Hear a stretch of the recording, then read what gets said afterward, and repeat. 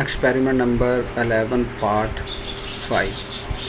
तो जो एलविस 1 होगा उसमें येलो एलईडी जिसको हम 7 बोलेंगे वो डिजिटल आउटपुट 1 के लिए, और रेड जो होगी वो एलईडी 8 जो है वो डिजिटल आउटपुट 0 के लिए यूज़ होगी। जिस तरह अभी हमने टेबल में भी देखा था और उससे पहले भी देखे हैं कि डिजिटल हमारे पास 2 एलईडीज़ हैं, डिजिटल आउटपुट 1 और डिजिटल आउटपुट 0। तो DO1 जो है वो येलो है, DO0 जो है वो रेड है। जो येलो होती है वो जो है वो एक्टिव हाई है और जो रेड है वो एक्टिव लो यूज़ हो रही है। उसके बाद स्पेसिफिकेशंस आ जाती हैं भाई। स्पेसिफिकेशन टेबल है आपके पास, डिफरेंट जो आपके कंपोनेंट यूज़ हो रहे हैं। तो पहला कंपोनेंट आपके पास पोटेंशियोमीटर है। तो पोटेंशियोमीटर की देखें जी, उसने मैकेनिकल एंगल रेंज बता दिया कि कहाँ से लेके कहाँ तक वो चेंज हो सकता है। ये देखें जी, जो है मैकेनिकल रेंज एंगल कितना है 300। और 300 क्या है, क्योंकि एंगल तो डेफिनेटली किस में होगा, ये डिग्री में होगा। उसके बाद आ जाए जी सेकंड इंफ्रारेड सेंसर है, उसका क्या है जी, डिस्टेंस मेजरिंग रेंज कितनी है जी, वो 20 से लेके 150 सेंटीमीटर तक है। उसके बाद आ जाए जी प्रेशर सेंसर है। तो प्रेशर सेंसर में प्रेशर उसकी रेंज है जो से लेकर 30 SI। ये PSI क्या है, पाउंड पर स्क्वायर इंच, ये इसका यूनिट है। सेंसिटिविटी क्या होगी उसकी, वो है 0.133 वोल्ट पर PM के स्क्वायर इंच। आउटपुट रेंज उसकी 0.5 से लेकर 4.5 वोल्ट तक हमें आउटपुट सिग्नल ये प्रोवाइड कर सकता है। क्वांटाइजेशन स्टेप इसका 3 मिली वोल्ट है। एक्यूरेसी इसकी +-2% है। उसके बाद सोनर सेंसर आ गया जी। ऑब्जेक्ट डिटेक्शन कहाँ तक है, ये है जी 254 इंच का। सेंसर रेंज इसकी 6 से लेकर 254 है। रेजोल्यूशन इसकी 1 है और रीडिंग फ्रिक्वेंसी इसकी 20 हर्ट्ज़ है। उसके बाद बात कर लेते हैं जी पीजो फिल्म सेंसर की। Ring mass on the film 0.72 g, यानी कि ग्राम होगा जी। Location of the mass from edge वो है 1.40 सेंटीमीटर। अच्छा जी, अगर उसमें आपने मास ऐड किया तो फार 0.78 ग्राम ऐड मास। उसकी सेंसिटिविटी क्या होगी एज रेजोनेंस, वो है जी 60 V जी। उसके बाद रेजोनेंस फ्रिक्वेंसी 40 हर्ट्ज़ आ जाएगी। 3 dB जो फ्रिक्वेंसी है वो 20 हर्ट्ज़ पे होगी। ऑप्टिकल पोजीशन उसकी रेंज उसने बता दी है, वो रेंज 0.25 इंचेस।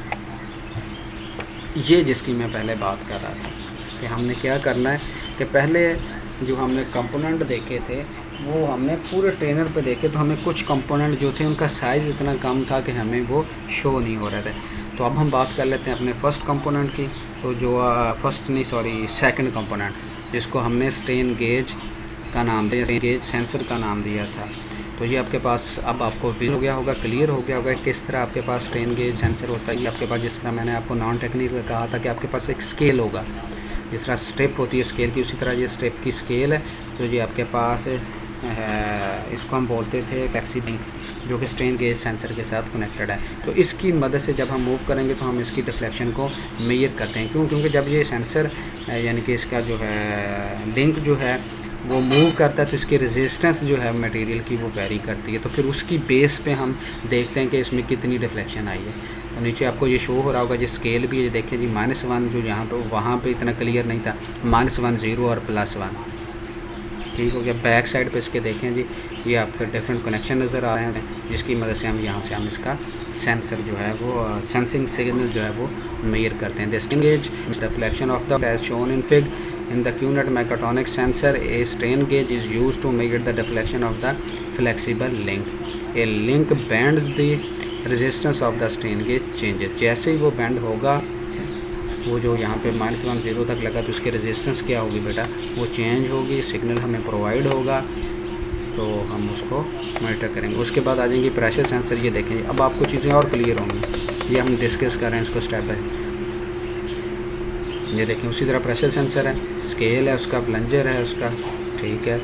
तो ये देखें साथ साथ उसने स्केल भी दी हुई है। ये जिस तरह मैंने आपको नॉन टेक्निकल कहा था कि ये देख लें ये सिरेंज है, ठीक है। कहते हैं ये बेसिकली क्या है, ये पार्ट किस चीज़ का आपका प्रेशर सेंसर है। Pressure sensor is attach to the plunger on the QNet mechatronics board shown in figure. This is a gauge pressure sensor and its measurement are relative to the atmosphere pressure. The voltage signal generated is proportional to the amount of the pressure in the vessels of the plunger. So as the plunger is pushed further, the air inside the vessel become more compressed and the reading increase. तो definitely वो vacuum जो हमारे अंदर वो air पड़ी हुई है, जब हम उसको प्रेस करेंगे तो उसका प्रेशर बिल्डअप होगा, तो उसकी बेस पे हम उसका प्रेशर को जो है वो डील करते हैं। या तो यहाँ पास प्रेशर सेंसर था, और प्रेशर सेंसर में हमने ये चीज़ें देखी थी कि प्रेशर सेंसर है, उसका प्लंजर है, प्लंजर रूलर है, ठीक है। उसके बाद आ जाते हैं पीजो सेंसर। ये बेटा वो पीजो सेंसर जो आपने फर्स्ट पे देखा था तो वो आपको नज़र ही नहीं आ रहे, तो ये बेसिकली वो आपकी पीजो सेंसर है। तो piezo sensor measure vibration the piezo sensor on the QNET mechatronics trainer shown in figure is connected to the plastic band that has the brass disc weighted at the end। तो ये वो brass band है, ये वाली जो आप यहाँ पे नज़र आ रही होगी लेफ़्ट साइड पे, ये वो स्टेप है, और ये यहाँ से हमने उसके आउटपुट सिग्नल के लिए वो हमने कनेक्शन उसको कनेक्ट किया हुआ वायर, इसको पीजो सेंसर है। पोटेंशियोमीटर बेटा ये तो उधर भी क्लियर था, आप इसको और चेक कर सकते हैं। Rotary potentiometer are the absolute analogue sensor use to measure the angular position, जिसको हमने कहा था कि वो 3 डिग्री पे है, 300 डिग्री पे। Such as the lot of the they are great to obtain the unique position, वो डिपेंड करेगा कि इसकी लोकेशन क्या है। तो ये पोटेंशियोमीटर आ गया। मोस्ट इम्पॉर्टेंट पॉइंट जो हमने डिस्कस किया था, ये क्या इंफ्रारेड सेंसर, जो कि नीचे बॉटम पे था, जिसके साथ इसका जो था इसको कंपोनेंट हमने 12 नंबर दिया था, और इसके साथ इसका LED थी, और 10 नंबर इसका ऑन ऑफ स्विचेस था। तो ये बेसिकली क्या है आपका infrared sensor. The infrared sensor are widely use in robotics, automated motive systems and the various other applications that require an accurate medium range and non-contact position measurement। तो ये जिसके दो पार्ट होते हैं बेटा। An IR sensor is typically composed of a infrared emitting diode. ये basically क्या होगा आपका इंफ्रारेड LED होगी, इंफ्रारेड एमिटिंग डायोड IRD। दो चीज़ें होंगी, एक होगा आपका ट्रांसमीटर विंग होगा, और एक आपका रिसीवर यानी डिटेक्टिंग विंग होगा। तो जो आपका ट्रांसमीटर विंग है उसको मीटर का नाम दे रहा है इंफ्रारेड एमिटिंग डायोड IRED, और दूसरा आपके पास कंपोनेंट कौन सा होगा, वो पोजीशन सेंसर डिटेक्टर है, जो कि उस सिग्नल को डिटेक्ट करेगा, ठीक है। तो ये बेसिकली दो चीज़ों का मर्जर है। और तीसरा डेफिनेटली होगा वो सिग्नल को प्रोसेस करेगा, वो तो होना ही होना है।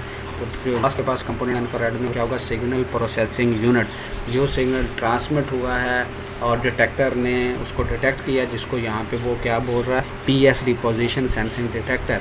तो वो जो सिग्नल डिटेक्ट हुआ वो उसको जो प्रोसेस करके आपको आउटपुट सिग्नल देगा, वो क्या होगा, सिग्नल प्रोसेसिंग यूनिट होगा।